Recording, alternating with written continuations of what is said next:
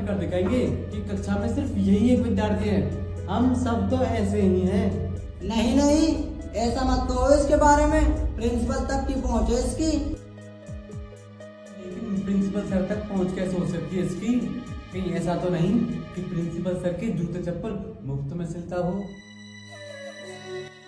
देता होगा, अब जात भी तो वही है। आप लोग मुझे अपमानित करने की कोशिश में खुद का समय क्यों बर्बाद कर रहे हो? इससे अच्छा कुछ पढ़ लो, काम आएगा।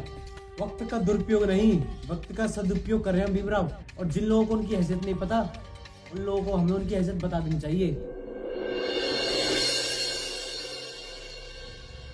बैठो।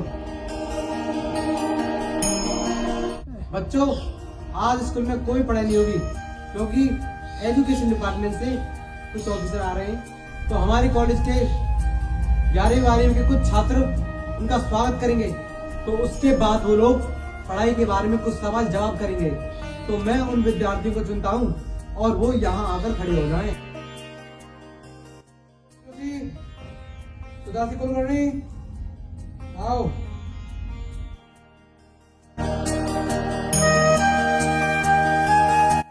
सवालों का जवाब देंगे। जी गुरुजी। गुरुजी, मुझे भी शामिल कर लीजिए ना। भीमराव, तुम्हें इस कक्षा में पढ़ने दिया जा रहा है, वही बड़ी बात है। इसका मतलब ये नहीं कि तुम हमारे सर पर चढ़ के नाचोगे। क्या चाहते हो तुम? हम अतिथियों के सामने एक छोटी जाति के विद्यार्थी को पेश करके उनका अपमान करें? तब उन्हें पता चलेगा कि तुम एक छोटी जाति के विद्यार्थी हो, तो उनका मन खराब होगा। यही सोचेंगे ना कि एक ऊंची जाति के विद्यार्थी होने के बावजूद भी एक छोटी जाति के विद्यार्थी को हमारे सामने पेश किया गया। वो अगर यहाँ विद्या की बातें करने आ रहे हैं, विद्यार्थियों को समझाने आ रहे हैं, विद्यालय में शिक्षा का आकलन करने आ रहे हैं, तो उन्हें शिक्षा से मतलब होगा, ना कि जाति से। और वैसे भी जाति आपके लिए समझता है। वो लोग भी समाज का हिस्सा हैं भीमराव, जो तुम्हारी परछाई से दूर भागते हैं। उनके सामने पेश करके उन्हें अपमानित नहीं करना चाहते। और कॉलेज की इज्जत, वो भी कोई चीज है या नहीं?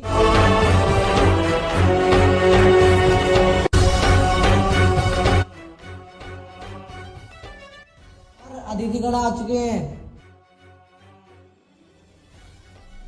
आप लोग आकर अपने साथियों का उत्साह अफजाई करें। और हाँ भीमराव, प्रिंसिपल के पास जाकर अपनी शिकायत बताकर नाटक मत करना।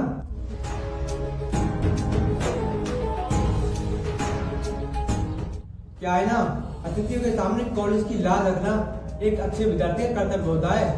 याद रखना। चलो।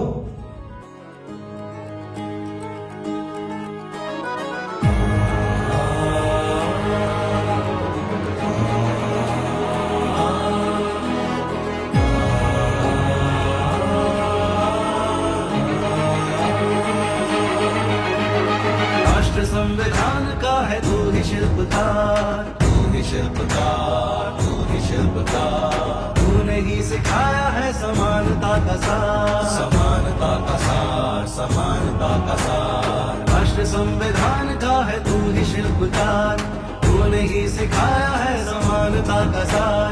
अपनी कलम से की है देश रचना, एक एक शब्द तेरा भीम गर्जना। साहिब मेरे साहिब मेरे भीमराव, साहिब मेरे भीमराव, साहिब मेरे भीमराव, साहिब मेरे भीमराव,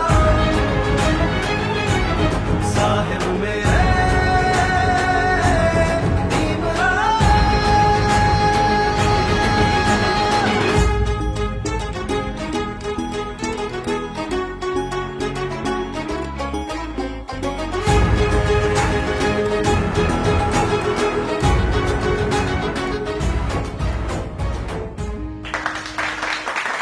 निवेदन करना चाहूंगा कि हमारे स्कूल के प्रिंसिपल सर, आप इनको पुष्पों की माला पहनाकर इनका स्वागत करें।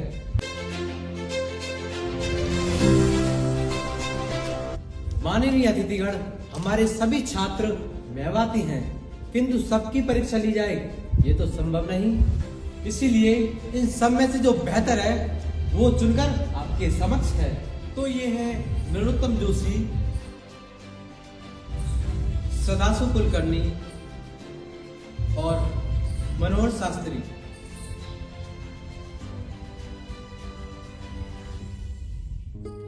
आप इनसे जो चाहें वो सवाल पूछ सकते हैं। जरूर। तो अच्छा, तो बच्चों ये बताओ, वास्को डी गामा और कोलंबस में क्या समानताएं और क्या असमानताएं थी? तो उन दोनों में ये समानता थी कि वो दोनों नाविक थे, महत्वाकांक्षी और वो बहादुर थे। तो असमानता ये है, वो दोनों समुद्री रास्ते से खोज के लिए निकले थे। यही कोलंबस इंडिया की जगह अमेरिका जा पहुंचे और वास्को डी गामा ने इंडिया तक सफर तय किया। तुम्हें इन दोनों में बस इतनी ही विषमताएं नजर आ रही हैं? हाँ सर, यही अंतर था। वास्को डी गामा पूरी तैयारी, अनुसंधान और नक्शे के साथ भारत की खोज के लिए निकला था, बल्कि यही कोलंबस की तैयारी उतनी अच्छी नहीं थी। तो इन दोनों में सबसे बड़ी विषमता अपने काम के प्रति नजरिए की थी। नजरिया बहुत ज्यादा मायने रखता है। तुम्हें इतिहास की सूचनाएं तो याद हैं, लेकिन उन सूचनाओं से मिलने वाली जो जानकारी है तुम्हें वो पता नहीं है। और इतिहास से अगर कोई सीख ना मिल पाए, वर्तमान और भविष्य की तैयारी बेहतर ना हो पाए, तो इतिहास सीखने का तो कोई मतलब ही नहीं है। बच्चे हैं, बोले धीरे धीरे सीख जाएंगे। अच्छा, तो ये बताओ, आर्किमिडीज का सिद्धांत क्या कहता है? नरोत्तम जोशी बताओ। आर्किमिडीज का सिद्धांत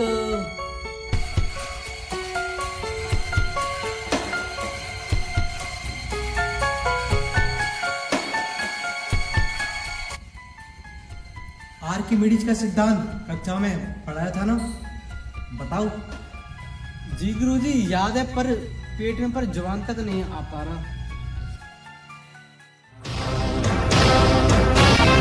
आर्किमिडीज, हाँ सर याद आ गया। जब कोई चीज डूब जाती है, तैर जाता है। क्या डूब जाता है, क्या तैर जाता है?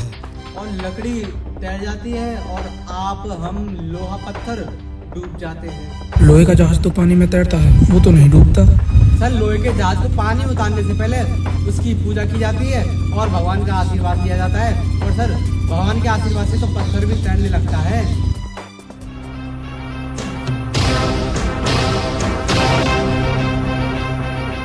आर्किमिडीज का सिद्धांत क्या यही है? हाँ सर, ऐसा ही कुछ है डूबने और तैरने के बारे में। हमें खेद है, यहाँ की पढ़ाई व्यवस्था से हम बिल्कुल भी संतुष्ट नहीं है। आपके किसी भी छात्र को कुछ नहीं आता है। आपकी क्लास के सबसे अच्छे स्टूडेंट ये है, तो यहाँ की शिक्षा अवस्था, शिक्षक अवस्था और पूरे कॉलेज की व्यवस्था पर एक सवालिया निशान लगता है।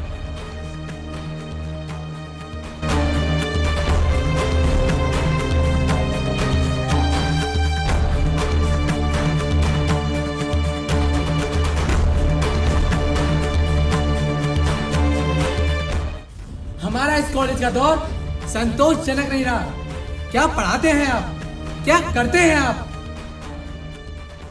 अगर इसी तरीके से शिक्षण व्यवस्था रही तो हम इस कॉलेज के हेड मिनिस्टर को कड़ी से कड़ी सजा सुनाएंगे।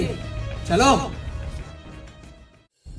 जब किसी भी वस्तु को किसी भी द्रव में पूर्वी या आंतरिक रूप से डुबोया जाता है तो उसके भार में कमी का आभास होता है।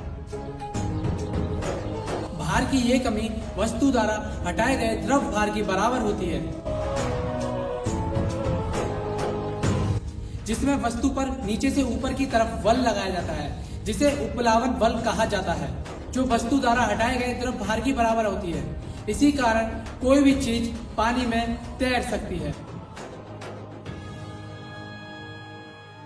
अरे वाह बेटा, तुम तो झाड़ू करने वाले लगते हो, तुम्हें इतना कस पता? सर, पद्माकर गुरुजी जब ये पढ़ा रहे थे तो मैं कक्षा के बाहर झाड़ू लगा रहा था, परंतु वो इतना अच्छा पढ़ा रहे थे कि मुझे सब याद हो गया। अरे वाह, तुम तो बड़े मेधावी हो। तुम्हें कक्षा के बाहर बैठकर नहीं बल्कि कक्षा के अंदर बैठकर पढ़ना चाहिए। क्यों? हाँ, इनके पढ़ाई की व्यवस्था कीजिए, सुधारिए इस कॉलेज के शिक्षण व्यवस्था को। जिन लोगों को झाड़ू पोछा करना चाहिए वो लोग कक्षा के अंदर बैठकर पढ़ रहे हैं, और जिन लोगों को अंदर बैठकर पढ़ना चाहिए वो लोग झाड़ू पोंछा कर रहे हैं।